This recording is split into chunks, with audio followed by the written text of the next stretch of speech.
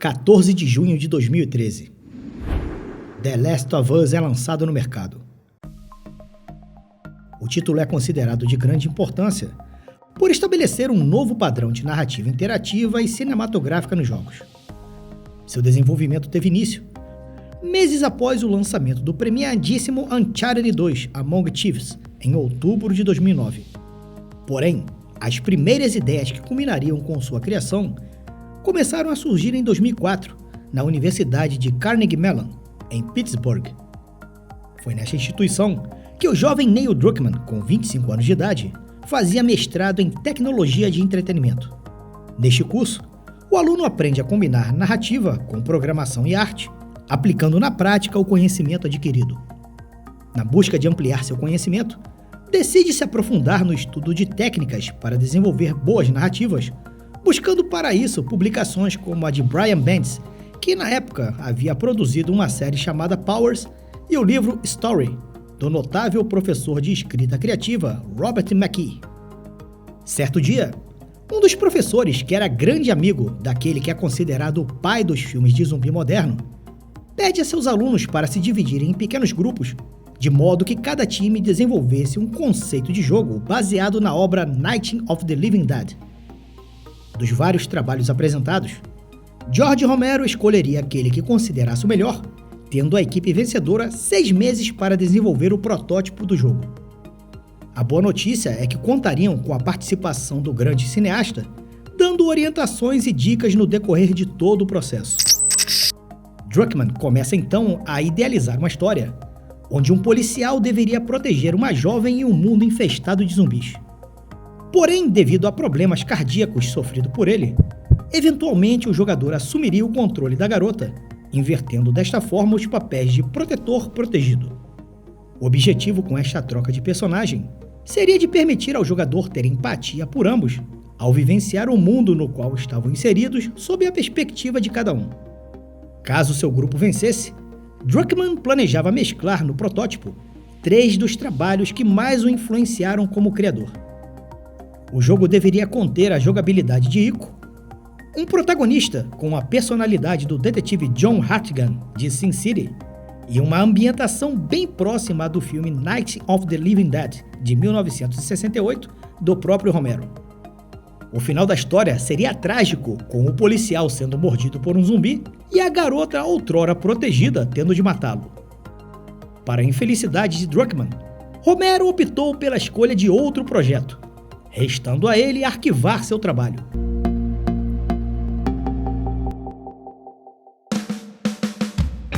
Apesar da decepção, 2004 guardava uma ótima surpresa para o jovem estudante, que, participando da Game Developers Conference, teve a oportunidade de conversar com o cofundador da Naughty Dog, Jason Rubin.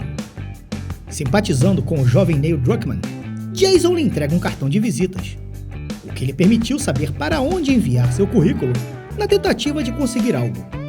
Para sua sorte, poucos meses depois a empresa estava em busca de estagiários para o setor de programação e Druckmann preenchia os requisitos. Contratado temporariamente e demonstrando competência em sua função, poucos meses depois lhe é oferecido a oportunidade de trabalhar na empresa em tempo integral. Os primeiros projetos que contaram com sua participação foram Jak 3 e Jak X Combat Racing, onde atuou como programador de jogabilidade.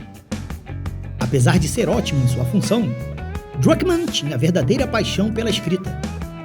Aproveita então as horas vagas para escrever e desenhar uma história em quadrinhos, usando como base o seu projeto na faculdade. O resultado de seu esforço deu origem à publicação The Turning. Dividida em 6 edições, a história passou por algumas alterações. Se na ideia original, a garota era protegida por um policial que sofria de problemas cardíacos, nesta nova versão, o policial se tornaria um criminoso após perder sua filha. O fato de não ter conseguido salvá-la fez com que sentisse a necessidade de proteger a desconhecida menina, como se buscasse perdoar a si mesmo. O final também seria mudado, com a garota salvando o policial que havia sido capturado por seu ex-parceiro também fora da lei. Bastante entusiasmado, ele pega as várias folhas que havia desenhado, assim como o roteiro, e leva o material para um editor independente na esperança de publicar sua obra.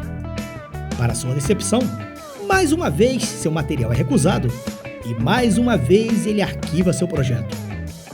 Com esta segunda recusa e seu interesse cada vez maior pelos aspectos narrativos em um jogo, passa a perguntar frequentemente ao co-presidente Evan Wells sobre a possibilidade de transferi-lo para a equipe de design. Evan evitava tal transferência pelo fato de Druckmann ter sido contratado como programador, mas concordou em revisar seu trabalho de designer através da história que havia escrito.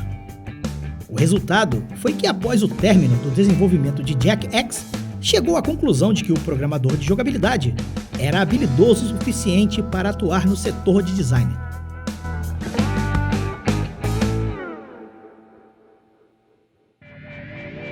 Seu primeiro trabalho nesta nova fase de sua vida foi em Uncharted: Drake's Fortune, jogo que contribuiu enormemente para a estruturação da narrativa, chegando inclusive a escrever algumas cenas. Druckmann trabalhou juntamente com Josh Scher e Amy Hennig, a líder do pequeno grupo. Sucesso financeiro, de público e crítica, o ótimo resultado lhe abre a possibilidade de participar na produção da sequência. Em Uncharted 2, atuando como líder de designer, sendo também um dos 3 escritores responsáveis pela narrativa da obra, mais uma vez deixa claro a seus superiores o quão talentoso era, quando a aventura de Nathan Drake é considerada o jogo do ano ao conquistar 111 premiações. Com 2 títulos de grande sucesso em um curto espaço de tempo, a equipe da Naughty Dog para por alguns meses para o merecido descanso, retornando em 2010 com todo o gás. Já pensando no desenvolvimento do terceiro jogo da franquia, os co-presidentes Evan Wells e Christopher Balestra decidem dividir a enorme equipe em 2, possibilitando desta forma os profissionais do estúdio trabalharem em mais de um título ao mesmo tempo. Dando então início aos trabalhos, enquanto uma equipe ficou encarregada do desenvolvimento de Uncharted 3, a outra iria trabalhar no reboot de Jak and Daxter, franquia esta que fez grande sucesso no PlayStation 2. Neil Druckmann e Bruce Straley, que já haviam trabalhado no desenvolvimento de alguns jogos da franquia, foram escolhidos para integrar esta equipe. A familiaridade que ambos possuíam com o universo do jogo e personagens lhes davam a experiência necessária para realizar as devidas atualizações e mudanças. E foi justamente esta experiência e familiaridade a responsável por fazer a dupla perceber o jogo estar perdendo a sua essência, apesar das ótimas ideias que surgiam e a belíssima concepção artística. Isso fez com que, em certo momento, começassem a se questionar se aquilo que estavam fazendo era por amor ou visando apenas o lado comercial.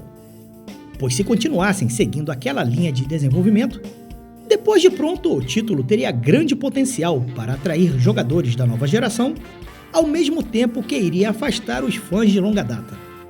A compreensão deste fato os incomodam a tal ponto que em certo momento decidem falar com seu superior a respeito. Quando perguntam se eram obrigados a dar continuidade àquele projeto, recebem como resposta um surpreendente não. Inclusive é dito que estavam livres para abandoná-lo, sob a condição de apresentarem uma nova ideia a ser trabalhada no lugar do reboot. Neil e Bruce se retiram do local, pensando em que rumo seguir. Na busca do que criar para substituir Jak and Daxter, passam a debater sobre a experiência que tiveram nos 2 primeiros jogos da franquia Uncharted. Lembram-se então do conceito de uma personagem muda que trabalharia ao lado do jogador, com sua comunicação acontecendo por meio de gestos e ações. A ideia era explorar uma jogabilidade onde tudo o que acontecesse entre o jogador e esta personagem fosse baseado na mecânica do jogo. A ideia que seria usada em Uncharted 2 foi descartada por não se encaixar na narrativa. Porém, de certa forma, o conceito se fez presente através do personagem Tenzin, que, falando um idioma ao qual Nathan não domina, se faz entender por meio de gestos e ações. A ideia do que chamaram Menina Muda seria testar a possibilidade em se criar um jogo baseado totalmente na mecânica, sem o uso de diálogos.